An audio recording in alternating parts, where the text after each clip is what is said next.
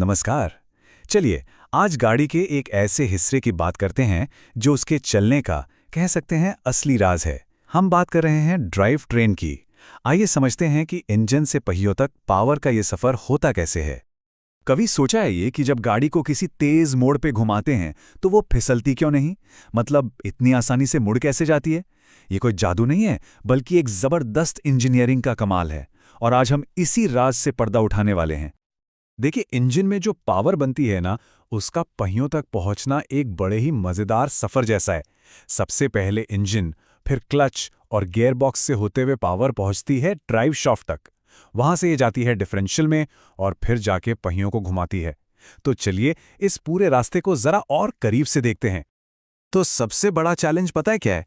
वो ये है कि इंजन की पावर को पहियों तक सेफली और पूरी तरह से पहुंचाना, क्योंकि ये दोनों हिस्से एक दूसरे से काफी दूर होते हैं और इनके बीच में कई रुकावटें भी हैं जिन्हें पार करना पड़ता है। पहली और सबसे बेसिक प्रॉब्लम तो यही है कि इंजन और गियरबॉक्स और पहियों को घुमाने वाला डिफरेंशियल, ये कभी भी एक सीधी लाइन में होते ही नहीं है। इनके बीच हमेशा एक गैप और एक एंगल बना रहता है जिसे लगातार संभालना पड़ता है। असल में तीन बड़ी रुकावटें हैं। एक, गियरबॉक्स और डिफरेंशियल एक लेवल पर नहीं होते। दूसरा, सस्पेंशन की वजह से पहिए लगातार ऊपर नीचे होते रहते हैं। और तीसरा, ऊबड़-खाबड़ सड़कों पर तो ये मूवमेंट और भी ज्यादा हो जाता है। अब इन सब के बावजूद पावर को बिना किसी रुकावट के पहियों तक पहुंचाना है। सोचिए। और इस मुश्किल काम का हीरो है ड्राइव शाफ्ट। इसको ना एक फ्लेक्सिबल पुल की तरह समझिए। एक ऐसा पुल जो इंजन की ताकत, जिसे हम टॉर्क कहते हैं, उसको हर रुकावट के पार पीछे के पहियों तक पहुंचाता है। अगर टेक्निकली देखें तो ड्राइव शाफ्ट एक बहुत मजबूत लेकिन खोखली ट्यूब होती है। इसका काम सिर्फ घूमना नहीं है, इसका असली काम है बहुत हाई स्पीड पर बिना हिले डुले लगातार बदलते एंगल पर पावर को ट्रांसफर करते रहना। ये सच में इस पूरे सिस्टम की बैकबोन है। तो ड्राइव शाफ्ट के सामने पहला चैलेंज आता है सस्पेंशन की मूवमेंट से। सोचिए, जब गाड़ी किसी गड्ढे या स्पीड ब्रेकर से गुजरती है तो पहिए ऊपर नीचे होते हैं, है ना? इससे गियरबॉक्स और डिफरेंशियल के बीच की दूरी हर पल थोड़ी बहुत बदलती रहती है।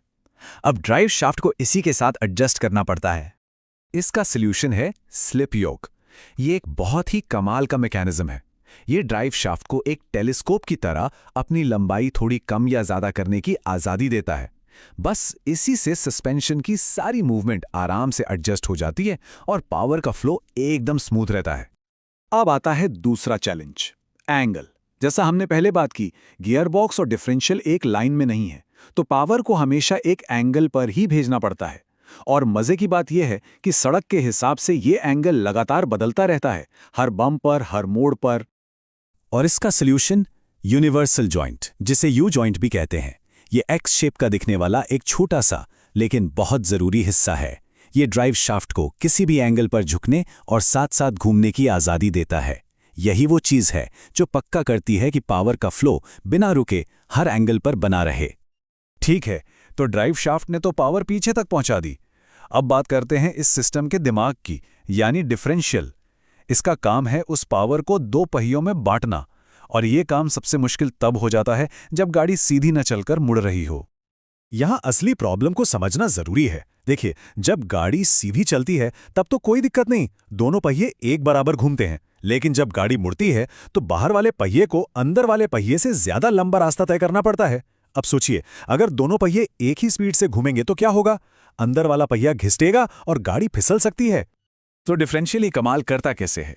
जब गाड़ी मुड़ती है तो डिफरेंशियल के अंदर कुछ छोटे गियर्स होते हैं जिन्हें स्पाइडर गियर्स कहते हैं। वो अपनी जगह पर भी घूमने लगते हैं। बस यही एक छोटी सी हरकत है जो बाहर वाले पहिए को तेज और अंदर वाले को धीरे घूमने देती है और गाड़ी बिना किसी झंझट के मुड़ जाती है। यह सच में एक मैकेनिकल जादू जैसा है। पर हर गाड़ी की जरूरतें एक जैसी तो नहीं होती, है ना? एक शहर में चलने वाली नॉर्मल कार और एक पहाड़ों पर चढ़ने वाले ट्रक की जरूरतें कितनी अलग हैं। इसीलिए डिफरेंशियल भी कई तरह के बनाए जाते हैं, हर गाड़ी के लिए उसकी जरूरत के हिसाब से एक अलग डिजाइन। मोटे तौर पर देखें तो चार मेन टाइप हैं। ओपन डिफरेंशियल, जो ज्यादातर हमारी आपकी कारों में होता है। फिर आता है लिमिटेड स्लिप, ये स्पोर्ट्स कारों के लिए है ताकि तेज मोड़ों पे पकड़ बनी रहे। ऑफ रोडिंग के लिए होता है लॉकिंग डिफरेंशियल, जो दोनों पहियों को एक साथ लॉक करके जबरदस्त ग्रिप देता है।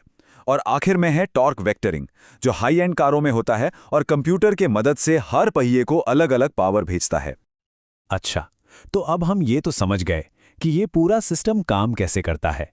तो अब ये जानना भी जरूरी है कि इसका ध्यान कैसे रखा जाए। गाड़ी ना खुद ही कुछ इशारे देती है जब इस सिस्टम में कोई प्रॉब्लम आती है। बस हमें उन इशारों को सुनना और पहचानना आना चाहिए। तो इन आवाज़ों पे ज़रा गौर कीजिएगा। जैसे मुड़ते वक्त अगर टिक टिक की आवाज़ आए तो ये सीवी जॉइंट की प्रॉब्लम हो सकती है। हाई स्पीड पर अगर वाइब्रेशन महसूस तो हो सकता है ड्राइव शाफ्ट का बैलेंस आउट हो गया हो। गाड़ी के पिछले हिस्से से अगर कोई घुरघुराने जैसी या वाइनिंग की आवाज़ आ रही है तो मामला डिफरेंशियल का हो सकता है। और हाँ, यू जॉइंट के घिसने से भी गाड़ी में वाइब्रेशन आ सकती है। और अगर कहीं से भी तेल या ग्रीस लीक हो रहा है तो उसे बिल्कुल भी नज़रअंदाज ना करें। और एक बहुत ज़रूरी बात, डिफरेंशियल के अंदर एक स्पेशल तेल होता है जिसे हाईपॉड गियर ऑयल कहते हैं।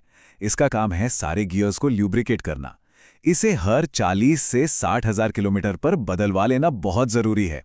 ऐसा करने से ये पूरा सिस्टम लंबे समय तक बिना किसी दिक्कत के काम करता रहेगा। सोचिए, डिफरेंशियल जैसी एक सिंपल सी दिखने वाली चीज़ ने 100 साल से भी ज़्यादा पहले एक कितनी बड़ी इंजीनियरिंग प्रॉब्लम को सॉल्व कर दिया था। ये बात हमें सोचने पर मजबूर करती है कि गाड़ियों के दुनिया में और कौन-कौन से ऐसे ही सिंपल लेकिन जीनियस मैकेनिज्म छिपे हुए हैं जिनके बारे में हमें जानना चाहिए।